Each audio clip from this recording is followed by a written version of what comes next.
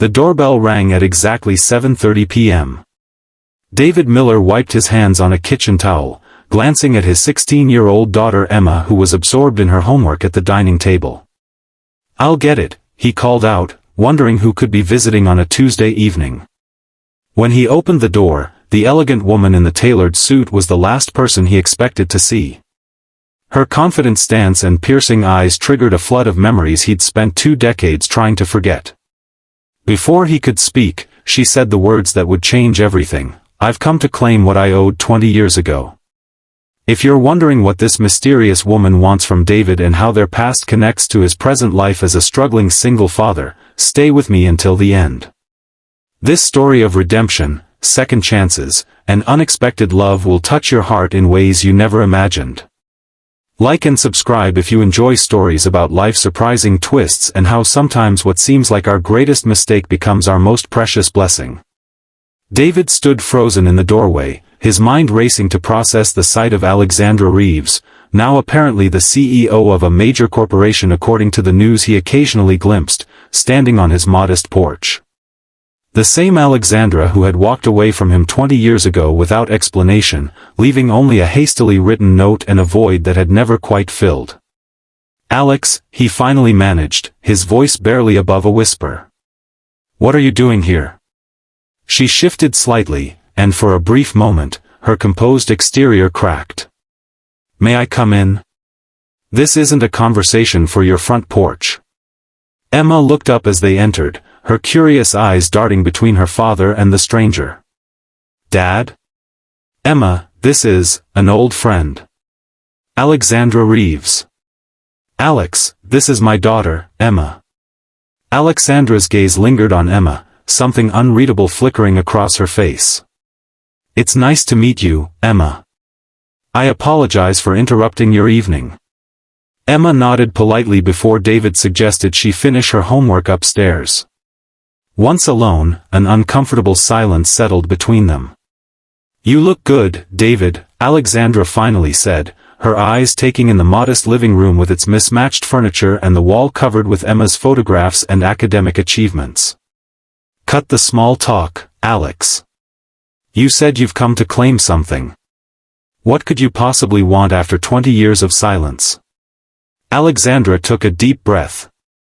"The truth. And maybe, if I'm not too late, a chance to explain." She reached into her designer handbag and pulled out a worn envelope. "I never mailed this letter. I wrote it the day after I left." David stared at the envelope, his name written in her familiar handwriting now faded with time. "Why now? Why after all these years?" "Because I'm dying, David." The words hung in the air between them, heavy and final. David felt the floor shift beneath him. "I have about 6 months, maybe less. Pancreatic cancer. And before I go, I needed to right the wrongs I've carried all these years." David sank into his armchair, the anger he'd been nurturing suddenly deflating. "I don't understand.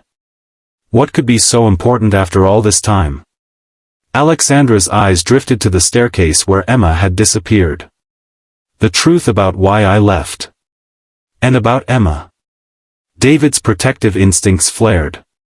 "What about Emma? She's mine, isn't she? Our daughter." The question struck David like a physical blow. His mind raced back to that summer 20 years ago, to their whirlwind romance and the devastating morning he woke to find Alexandra gone, only a brief note saying she couldn't stay, that she had dreams too big for their small town. 2 months later, he'd learned from a mutual friend that she'd taken a prestigious job offer in New York. 3 months after that, he discovered he was raising their child alone. "How did you know?" he finally asked, his voice hoarse. "I didn't. Not for certain. But I saw her birthday on one of those certificates on your wall. The timing, and she has my mother's eyes." Alexandra's composure cracked further. "Why didn't you try to find me? Tell me I had a daughter?" David laughed bitterly. "Are you serious? You disappeared without a trace. Changed your number, moved across the country.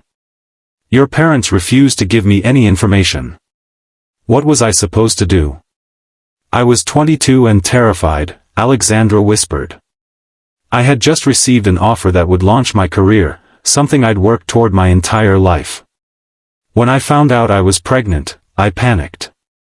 I convinced myself you'd be better off without me holding you back. So you made that decision for both of us? For all three of us? David's voice rose slightly before he caught himself, conscious of Emma upstairs. I was wrong, Alexandra admitted, tears finally breaking through her carefully maintained facade. So terribly wrong. I told myself I was doing the right thing, that you deserved someone who wanted the same things you did. I told myself I'd make it up to you both someday, when I'd built something worthwhile. And now you have. CEO of Reeves Innovations. I've seen your face on business magazines at the grocery checkout. Alexandra looked away. All that success, it means nothing now. Do you know what I thought about when the doctor gave me my diagnosis? Not my company. Not my achievements. I thought about you, and the child I never knew. David sat in stunned silence, 20 years of single parenthood, the sleepless nights, financial struggles, lonely holidays, and the constant ache of Alexandra's absence, washing over him. Does Emma know about me? Alexandra asked quietly. She knows her mother wasn't ready to be a parent. That's all. I never spoke ill of you. I couldn't bring myself to. Even after everything I did? Even then. David sighed heavily. What exactly do you want from us, Alex? You can't just walk in here and claim a relationship with a daughter you've never met, especially not now. Alexandra placed the envelope on the coffee table between them. I don't expect forgiveness, and I'm not asking to disrupt your lives. But I would like a chance to know her, even briefly. And... She hesitated. I'd like to make provisions for her future. Her education, her dreams, whatever they may be. We don't need your money, David said stiffly. It's not about money, David. It's about giving her opportunities one helped deny her by not being here. Please, just read the letter. Then decide. Before David could respond, Emma appeared at the bottom of the stairs. Dad? Is everything okay? I heard raised voices. David and Alexandra exchanged a look loaded with 2 decades of unspoken words. Everything's fine, sweetheart, David said, though his voice betrayed him. Emma, perceptive as always, looked between them. You're not just an old friend, are you? She asked Alexandra directly. Alexandra stood, smoothing her skirt with trembling hands. No, Emma. I'm not. The revelation that followed changed everything for the Miller household. Emma, initially shocked and angry, demanded answers that neither adult could easily provide. Why had Alexandra left? Why had she never reached out? Why come back now, when she was dying?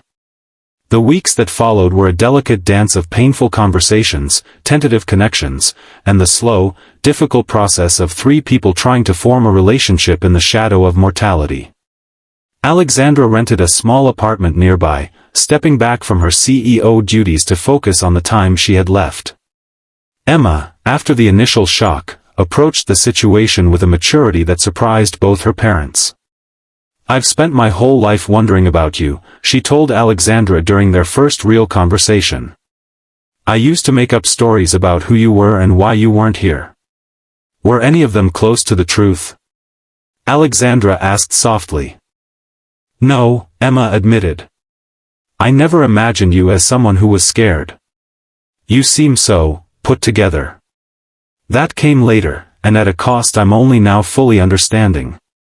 As summer turned to fall, an unexpected rhythm developed. Alexandra joined them for dinner 3 times a week. She attended Emma's debate competitions and soccer games. She and David cautiously rebuilt a friendship based on their shared love for their daughter and the acknowledgement of past mistakes. One evening, as they sat on David's porch watching the sunset after Emma had gone inside, Alexandra turned to him. I need to ask you something important. David nodded, noting how the illness had begun to take its toll. Alexandra was thinner now, her designer clothes hanging loosely on her frame, but her eyes remained as determined as ever. When I'm gone, will you tell her about the good parts too? Not just that I left, but that I came back. That I loved her, even when I was too cowardly to be her mother? David reached for her hand, surprising them both. She'll know everything, Alex. The mistakes and the courage it took to face them. As Alexandra's condition worsened, she moved into their spare bedroom, unable to manage alone. Emma took to sitting by her bedside, asking questions about Alexandra's life, her career, her travels, storing up memories for the future. One night, David overheard them talking. Were you ever happy? Emma asked. With all your success? Alexandra was quiet for a moment. I thought I was. I achieved everything I set out to do. But there was always something missing, a hollow space I couldn't fill with achievements or accolades. Us, Emma said simply. Yes. The road not taken. The life I was too afraid to live. In her final weeks, Alexandra finalized her affairs. Despite David's initial reluctance, she established a trust for Emma's education and future. But more meaningful than the financial provisions were the letters she wrote, dozens of them, to be opened on birthdays, graduations, wedding days, and ordinary Tuesdays when Emma might need her mother's words. On a crisp October morning, with the leaves turning gold outside her window, Alexandra slipped away peacefully, David holding one hand and Emma the other. At the funeral, Emma stood beside her father, facing a crowd of business associates and media figures who had come to pay respects to the pioneering CEO. They didn't really know her, Emma whispered to David. Not like we did. No, David agreed. They only knew what she accomplished, not who she became at the end. 6 months later, David was sorting through some of Alexandra's personal effects when he found a journal she'd kept during her time with them. The final entry, dated just days before her death, read: I came here seeking redemption, hoping to claim back some small piece of what I threw away 20 years ago. Instead, I found something far more precious, the chance to finally become the person I should have been all along. David and Emma gave me that gift, though I deserved it least of all. If there's one lesson I leave behind, it's this: success means nothing if you sacrifice the people who matter most to achieve it. The true measure of a life well lived isn't in boardrooms or bank accounts, but in the hearts of those who will remember you when you're gone. David closed the journal, tears streaming down his face. From upstairs, he could hear Emma playing the piano, a talent she'd inherited from Alexandra, who had spent her final months teaching Emma everything she could. He picked up the phone and dialed Emma's best friend's mother. Is that dinner invitation still open? He asked, surprising himself. It was the first social engagement he'd considered since Alexandra's passing. Life was moving forward again. Not the life he'd imagined as a young man in love, nor the life he'd built as a single father, but something new, a life enriched by forgiveness, by painful truths faced head-on, and by the unexpected gift of Alexandra's return, however brief. As he hung up the phone, David glanced at the family photo now displayed prominently on the mantel, himself, Emma, and Alexandra, taken just weeks before her death. They were all smiling, not with the carefree happiness of people untouched by sorrow, but with the deeper joy of those who understand how precious and fleeting connection can be. Outside, spring was bringing new life to the garden Alexandra had helped plant. Emma had insisted they include her favorite flowers, saying, "This way, part of her stays with us." And so she did, in the garden, in Emma's music, in the letters waiting to be opened, and in the hearts of the family that found each other again, just in time. Sometimes life's greatest gifts come disguised as our deepest regrets. Sometimes the people who hurt us most are the ones who teach us the true meaning of forgiveness. And sometimes, what we think we've lost forever returns to us in ways we never expected, changing us forever. If this story touched your heart, remember to like and subscribe for more tales of redemption, second chances, and the complicated, beautiful journey we call life. Because in the end, it's not about how much time we have, but how we choose to spend it with those who matter most.